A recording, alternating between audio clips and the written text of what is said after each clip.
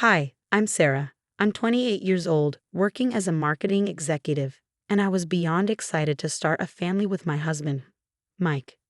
We had been dreaming of this moment for ages, but little did I know that Mike's mother, Linda, had her own plans for our growing family. It all began when Mike and I announced our pregnancy. We were thrilled, but Linda's reaction was off. She forced a smile and said, "Oh, how wonderful. Just make sure it doesn't interfere with my birthday plans." I laughed it off at first, thinking it was a joke, but as time passed, her behavior became more intrusive. She insisted on organizing my baby shower, and when I tried to contribute, she brushed me off. "Honey, I've done this before. You just focus on growing that baby," she'd say, patting my belly like I was merely an incubator. Things escalated when we started decorating the nursery. Mike and I had chosen a sweet woodland theme, but Linda barged in, shaking her head.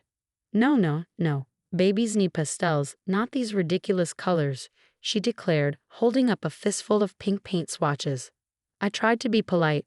"Linda, we really appreciate your input, but this is our decision." She narrowed her eyes. "I'm just trying to help. Don't be so sensitive." Mike, bless him, stepped in, trying to mediate. "Mom, Sarah, and I have already chosen the theme. Maybe you can help with picking out clothes instead." But Linda couldn't let it go.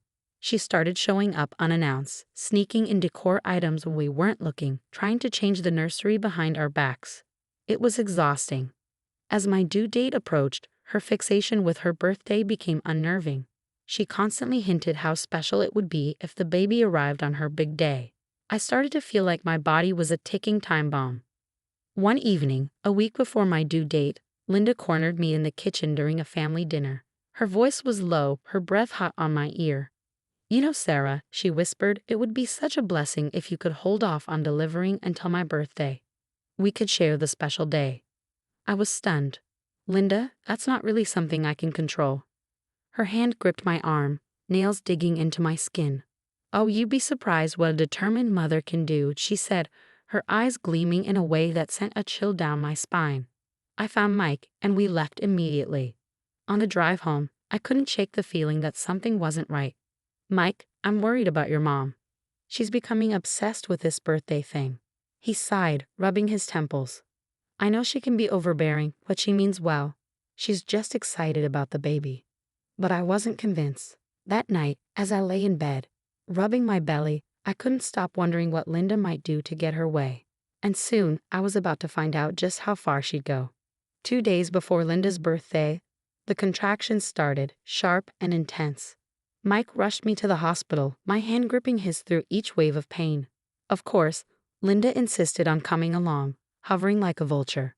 "Just hold on, sweetie," she urged, checking her watch constantly. "Maybe we can time this just right." I wanted to scream at her, but another contraction knocked the wind out of me. The next hours blurred into one long haze of pain and exhaustion, with Linda's mutterings about the time ringing in my ears. "It's getting close to midnight. Just a little longer, dear." The doctors urged me to push, but I was beyond tired. Mike was by my side, encouraging me, but Linda kept butting in. "Come on, Sarah, just hold on a bit longer. You can do this." Finally, with one last agonizing push, our baby girl was born. The clock had just struck 12:01 a.m., Linda's birthday. "Oh, how perfect," Linda squealed, clapping her hands in delight. "We're birthday twins." I barely registered her words as they laid my daughter on my chest. She was beautiful, perfect, and the overwhelming love I felt brought tears to my eyes. But Linda's excitement quickly soured. As the nurses fussed over the baby and Mike beamed with joy, I saw Linda's expression shift. Her smile froze, then twisted into a scowl. "Well, I suppose that's nice," she muttered, but no one paid attention to her anymore. Hours passed in a daze. Exhausted, I drifted off while the nurses took my baby for some routine tests. I'm not sure how long I slept, but something stirred me awake. My eyes fluttered open, and what I saw sent a shock of terror through me. Linda was standing over my baby's crib, a pillow clutched in her hands. She glanced around and slowly lowered the pillow toward my daughter's face. "No," I screamed, my voice raw and hoarse. "What are you doing?" Linda jerked back, hiding the pillow behind her. "Oh, Sarah, you startled me," she said, feigning innocence.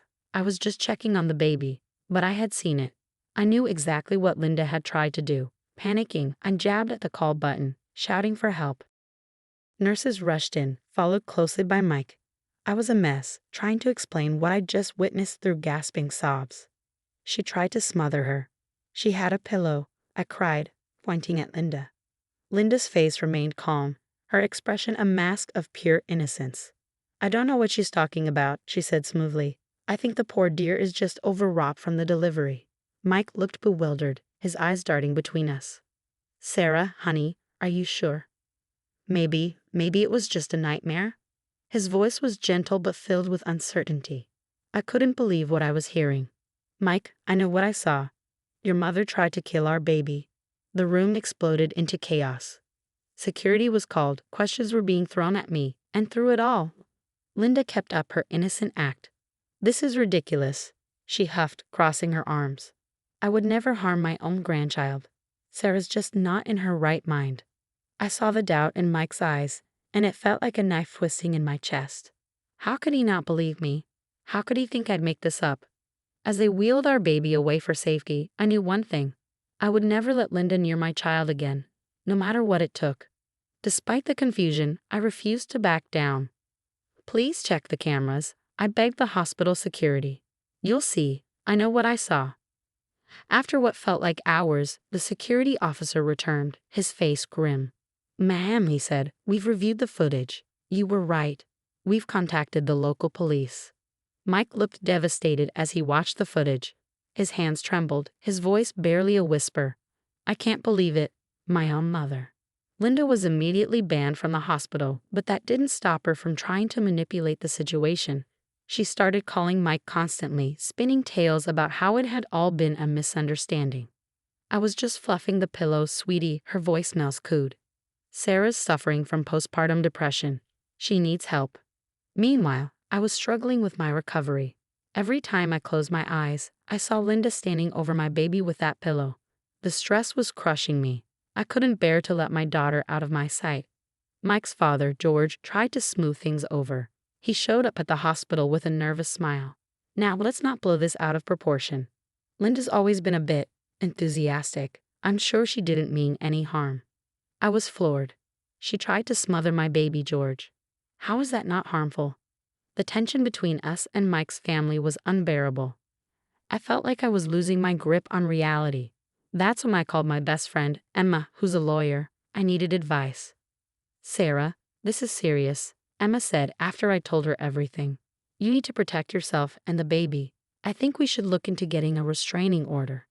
Days passed and more disturbing details came to light. The police investigation revealed Linda's long history of controlling behavior. They interviewed some of Mike's ex-girlfriends, who all shared stories of her manipulation and jealousy. Then one afternoon, Mike made a chilling discovery while packing things up at their old house. Linda's diary.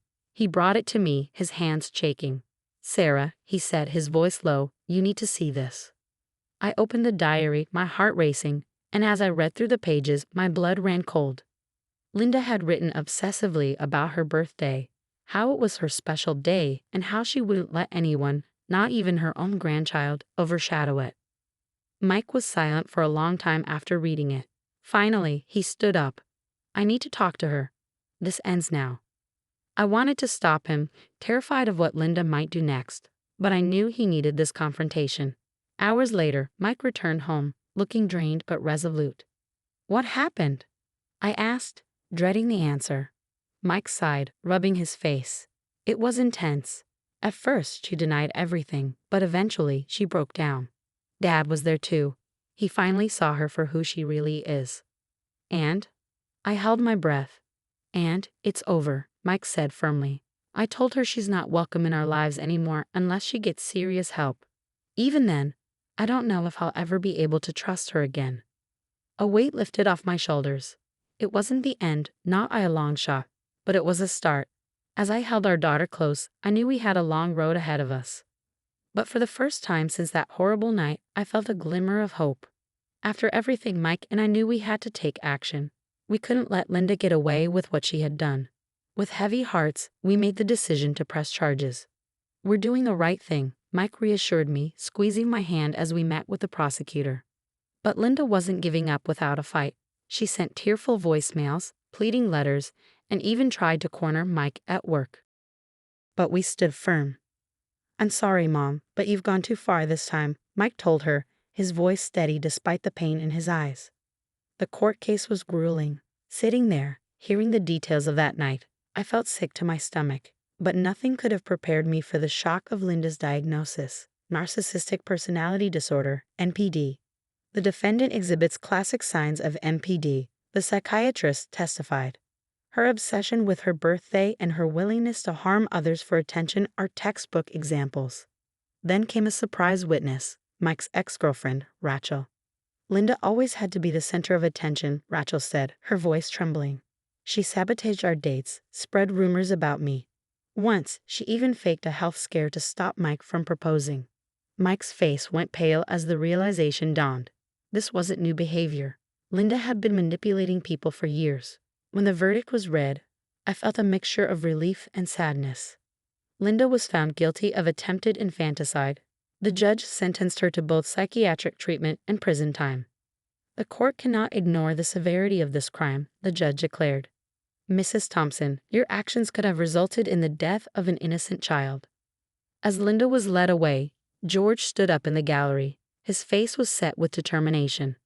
"Linda," he called out, "I want a divorce." The courtroom fell silent.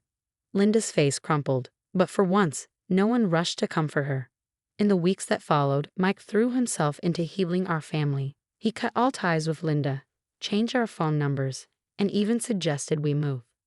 "I think we need a fresh start," he said one night somewhere far from here. I agreed. We packed up our lives and moved to a new city, ready to begin again. A year passed in a blur of healing and new experiences. I returned to work and found my stride at a new marketing firm. While Mike's relationship with his father grew stronger, now free from Linda's influence. On our daughter's first birthday, we held a small party surrounded by the people who truly cared about us: George, Emma, and a few close friends. To new beginnings, Mike toasted, raising his glass as we sang happy birthday to our daughter. I looked around at the smiling faces and felt overwhelmed with gratitude. We had been through hell, but we'd come out stronger. Later that night, after the guests had left and our daughter was asleep, Mike showed me a news article on his phone. "Linda lost her job," he said quietly. "Her reputation in town is ruined. She's isolated in prison, and no one visits her."